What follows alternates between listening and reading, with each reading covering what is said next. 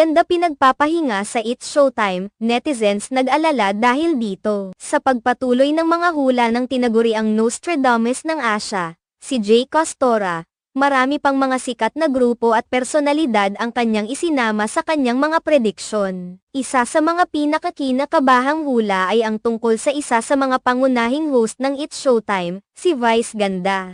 Nag-viral ang ilang mga video kamakailan lamang na nagpapakita ng isang larawan ni Vice na may pasa sa kanyang braso, na nagdulot ng pag-aalala sa kanyang mga tagahanga. Ang prediksyon ni Jay Costora ay tila nagpatunay sa mga pag-aalala ng publiko. Ayon kay Jay, nararamdaman niyang hindi maganda ang kalagayan ni Vice Ganda sa emosyonal na aspeto. Batay sa kanyang obserbasyon, tila mayroong mga pisikal na sintomas na ipinapakita si Vice. Ang kanyang mga sinasabi ay nagpapakita na madalas na nakakaranas ng panghihina at pagduduwal si Vice.